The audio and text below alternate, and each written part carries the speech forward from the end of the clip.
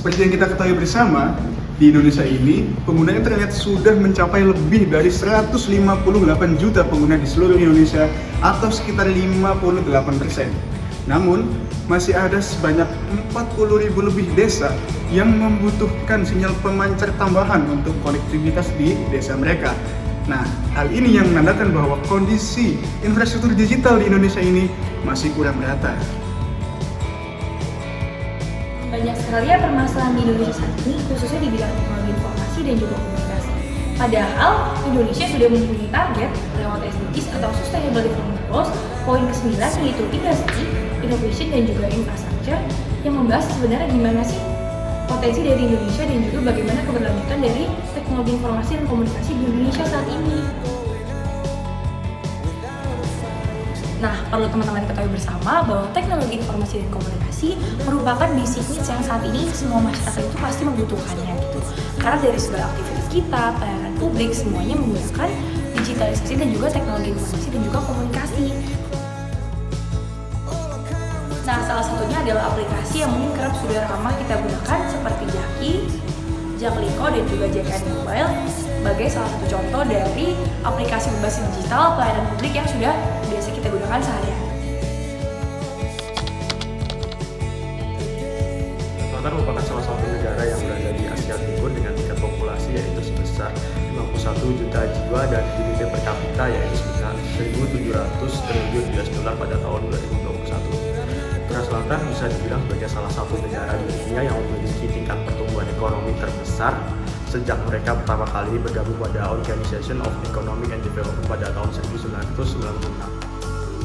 Pertumbuhan tingkat ekonomi di Korea Selatan salah satunya disebabkan oleh industrialisasi besar-besaran yang terjadi pada medius 1990-an di Korea Selatan.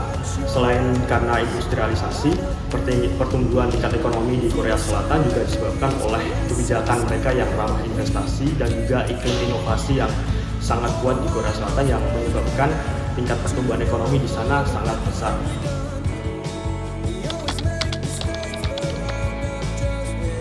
Strategi pertama adalah pembangunan infrastruktur yang diwujudkan melalui konektivitas inklusif sebarang jaringan kabel fiber optik, khususnya di wilayah-wilayah yang belum terjangkau oleh akses internet di Indonesia. Dilansir dari laman Kominfo 2022, ternyata saat ini Indonesia telah masifnya melakukan pembangunan infrastruktur digital untuk mewujudkan transformasi digital sebagai upaya mengatasi digitalisasi Indonesia. Dalam hal ini ternyata sejalan dengan apa yang ditargetkan oleh pemerintah pada tahun 2023 nanti untuk meluncurkan satelit Satriawan atau Satria 1 untuk memberi sinyal akses internet kepada jaringan fiber optik yang telah tersebar khususnya wilayah yang belum tercapai oleh akses internet. Dalam hal ini, pemerintah juga membuka ruang bagi swasta untuk berkolaborasi bersama membangun pengembangan teknologi dan infrastruktur telekomunikasi berbasis di Indonesia. Selain infrastruktur, Kementerian Kominfo melakukan strategi untuk mengembangkan kualitas sumber daya manusia, khususnya pada keterampilan digital. Kementerian Kominfo melakukan program komprehensif yang terdiri atas 3 level, yaitu tingkat dasar, tingkat menengah, dan tingkat lanjutan.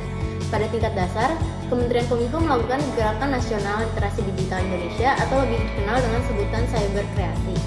Pada tingkat menengah, Kementerian Kominfo menyiapkan stimulus untuk meningkatkan talenta digital Indonesia dengan melalui program Digital Talent Scholarship atau DTS pada tahun 2021. Sedangkan pada tingkat lanjutan, menurut Menteri Joni, program DTS ini ditujukan pada para pemimpin di tingkat strategis untuk mengoptimalkan penggunaan teknologi khususnya dalam pembuatan keputusan.